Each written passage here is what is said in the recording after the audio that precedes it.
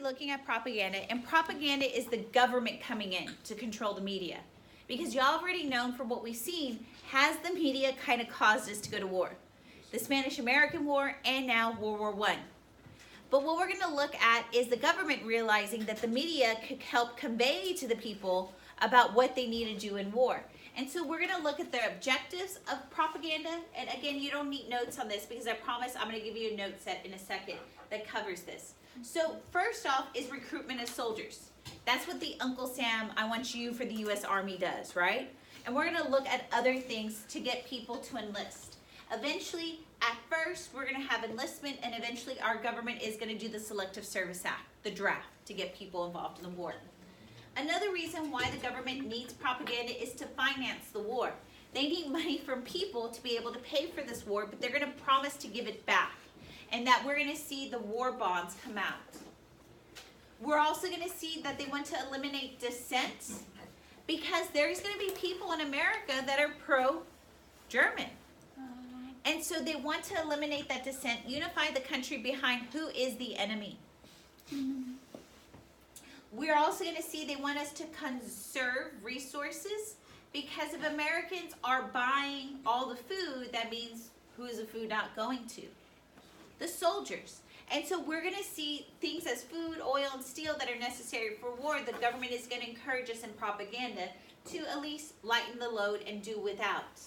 And last thing is participation on the home front. What are organizations doing to help? So what we're going to look at is the tools.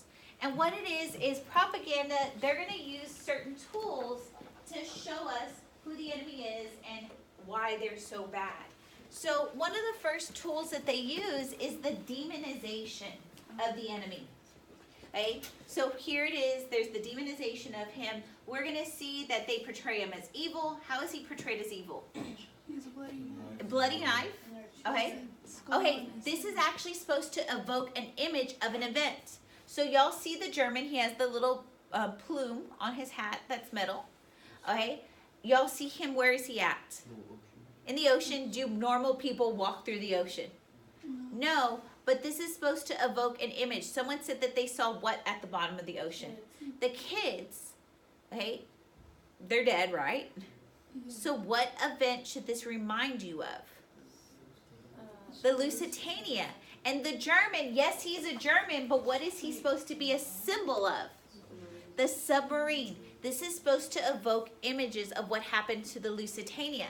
And Americans would see this, and they would be upset, right?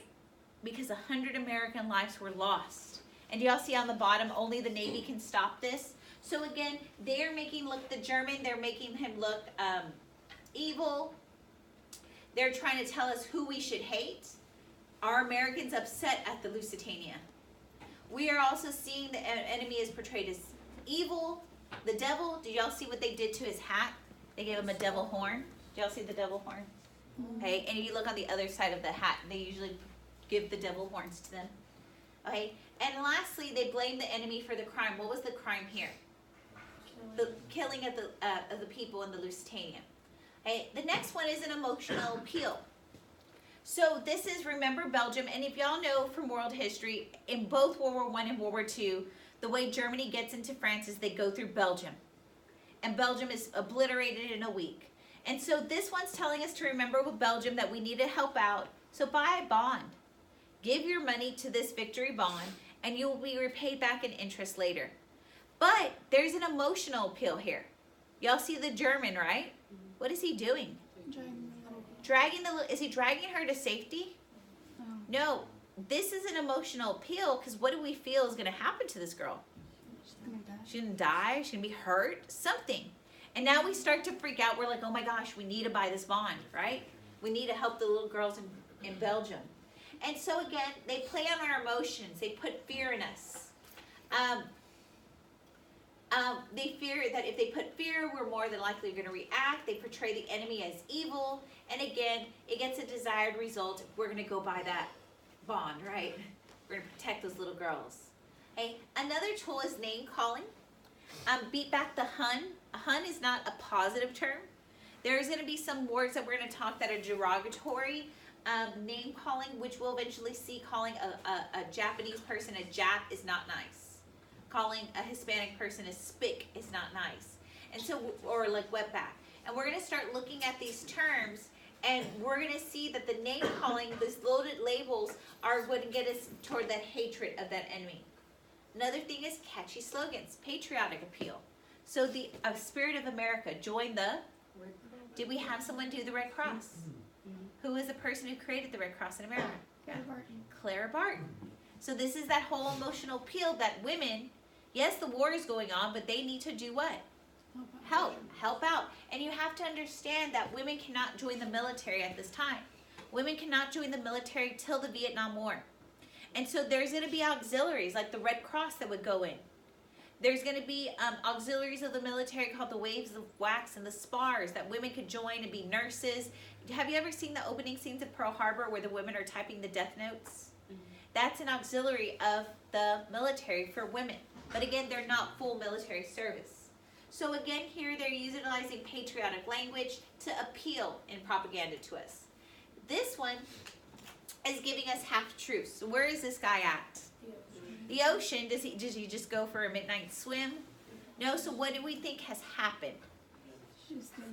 His ship was attacked by what?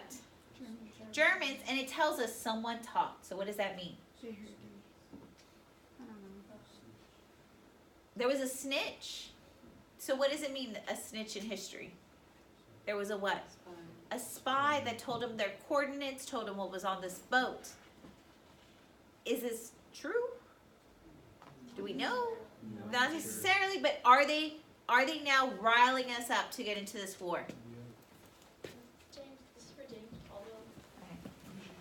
Okay. They're riling us up to get into this war. Okay. So again, there's some deception, there's some truth to it. They're blaming the enemy. What are they blaming the enemy for here? Submarine warfare, right? Sinking the boats. Okay, here's some catchy slogans for the home and country. This is just memorable phrases like remember the Maines, remember the Alamo. They just show us a soldier returning from service. This one is supposed to use symbols. And this one's like, gee, I wish I were a man. I would join the Navy. We know, can women join the Navy? No, but this is saying, hey guys, this girl has more like balls than you and she's willing to join the Navy. You should be doing it too. I didn't know how to say like. It's like, if you join the Navy, you'll probably get women. Yeah, they're trying to evoke something. So it's just using symbols and emotions. This one's caricatures. I'll flip it around so you can see it, but most of you probably can see it when I just show you to you this. Y'all see it? Is it a pig too? Either way you look at it, it's still a pig. Y'all see it? Okay. And so again, they're trying to capture the viewer's attention. They're trying to promote the war effort. They're trying to make you laugh at the war effort as well. So we're going to look at some other posters. It says, tell that to the Marines. And if you read the newspaper, it says, Huns kill women and children. Oh no. Again, it's trying to get us to be upset about what is going on using name calling. This is Kaiser Wilhelm. And he's having a nightmare of what? The submarines, right? That they're being defeated by the British Navy. This is a Russian one. And this was just to encourage that we needed to go help in Russia. Our cities, our villages, our churches wait for liberation. Again, that Americans need to help. And eventually, when they don't get that liberation, we know the Russians leave and create their own revolution. It says, the Navy needs you. Don't read American history, make it. Okay, it's just that catchy phrase again. Patriotic symbols. This one, we're going to go over the different animals. So who is the bear? Russia. Russia. Who's the little bulldog? England. England, the poodle. France. And the scruffy little dog in the background, that's Belgium. Because every time Belgium gets beaten up. But again, Kaiser Wilhelm is up a pole because they're all attacking him. Huh? Okay, so this one, there's a lot going on to this image. There's a giant woman, right? And she is sucking the ships. But you have to understand what's going on. Sugar means ships. For every beverage, there's 400 million pounds of sugar were imported in ships last year. So if ships are bringing sugar from the Caribbean, where are the ships not going? To the war, and they're not taking what to the war? Weapons, ammunition. So this is encouraging Americans to do less of what? Drink sugary substance so we could support the war effort. And so such things like people encouraging people to use molasses or Cairo syrup. Okay? So this one says beat back Germany, support every flag that opposes oppressionism. So eat less food for fighters. Deny yourself something, waste nothing. This is encouraging that conservation. Okay? And we're going to talk about the Food Administration in a second. This one here, it says that liberty shall not perish from the earth. Buy Liberty bonds. And y'all see the Statue of Liberty? It looks like the U.S. is being attacked, and that's kind of encouraging us that our freedom is at stake. The last thing here, what is Uncle Sam trying to encourage the Americans? To grow our own food so that our American businesses can send food to who? Troops. And again, this is all voluntary. This is all voluntary. Okay? So do y'all get the propaganda? The propaganda is trying to convince us to do what?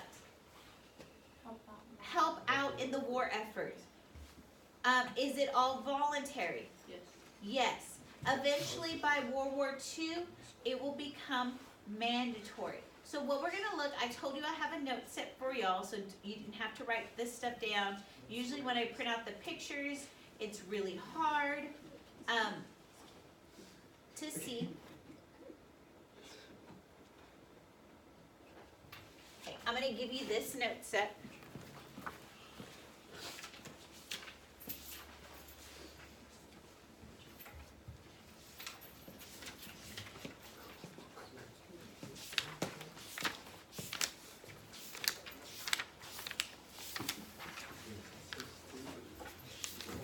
Cheers. This is a pet.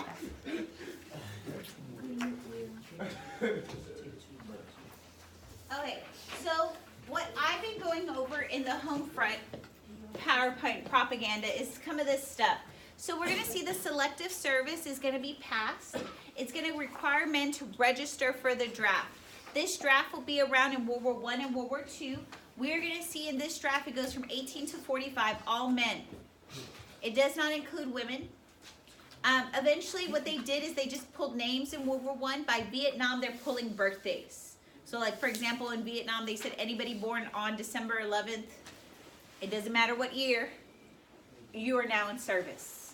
At this time, they were just pulling names. And a lot of this stemmed from that we were getting involved in the war and we hadn't had troops. So these troops are going to be called doughboys. It isn't that they have dough money in their pockets. They're called doughboys because it's dough ready.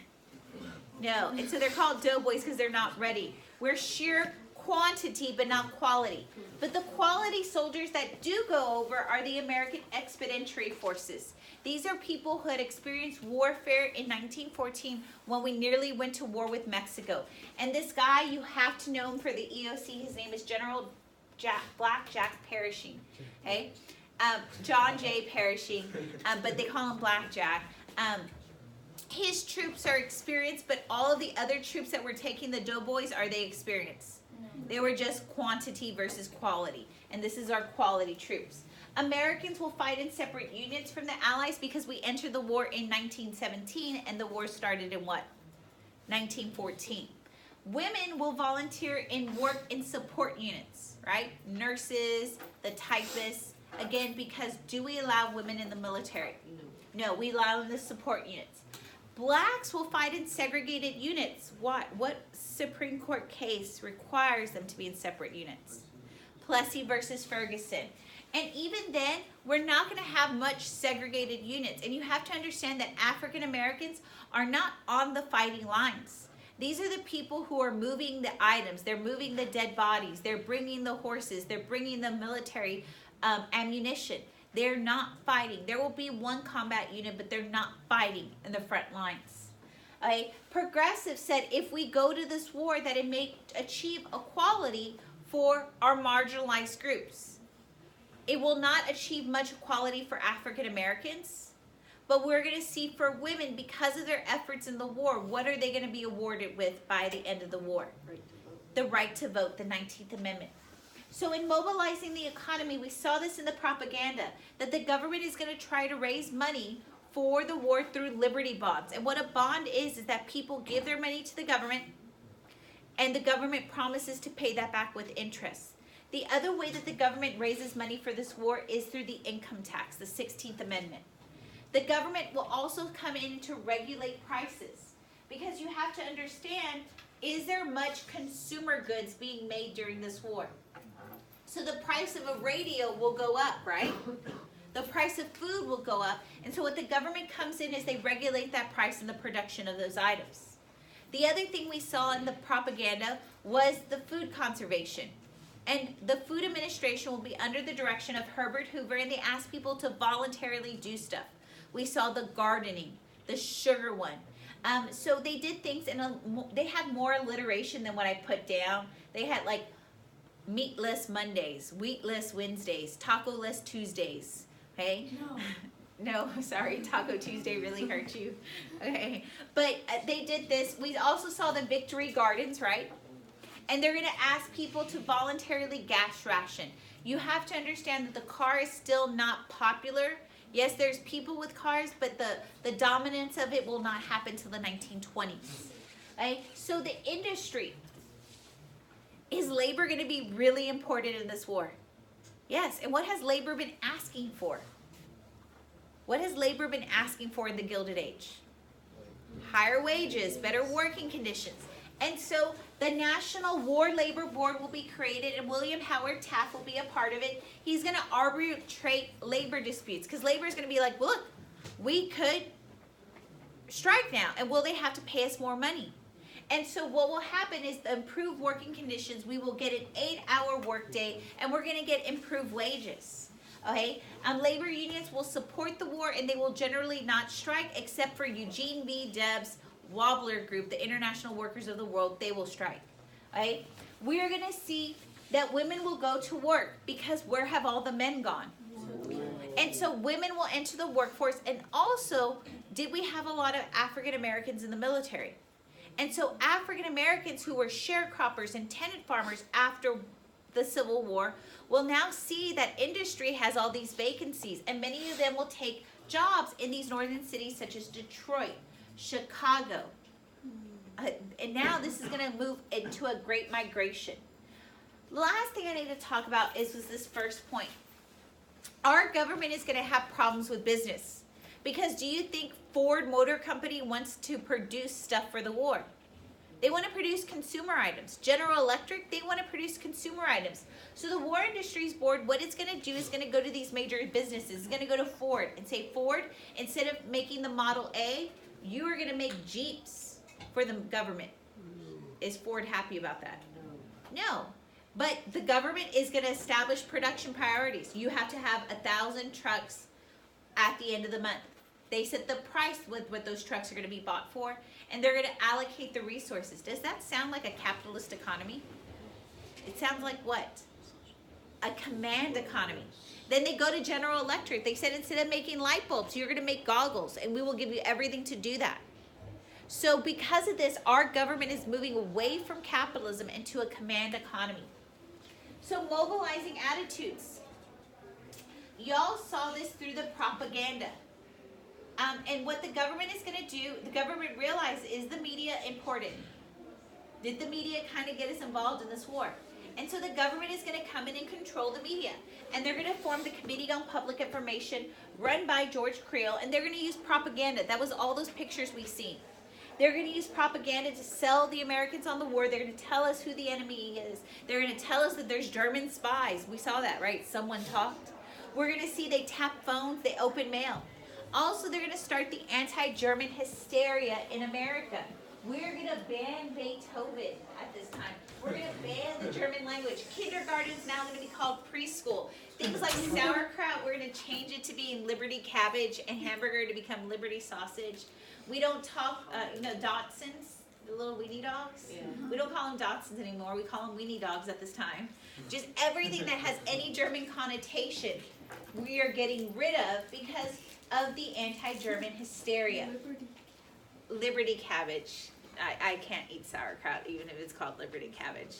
Okay, so, huh? Oh. Okay, so there is going to be people who speak out against the war, the pacifists, which we know Woodrow Wilson was. We have Jane Addams, which we just saw, one of our settlement house ladies, right? She speaks out against the war. We see Robert Lafayette fighting Bob. He speaks out about the war. He says, look, why are we going to war with Germany when England did the same? We're going to see American Civil Liberties Union will be created at this time.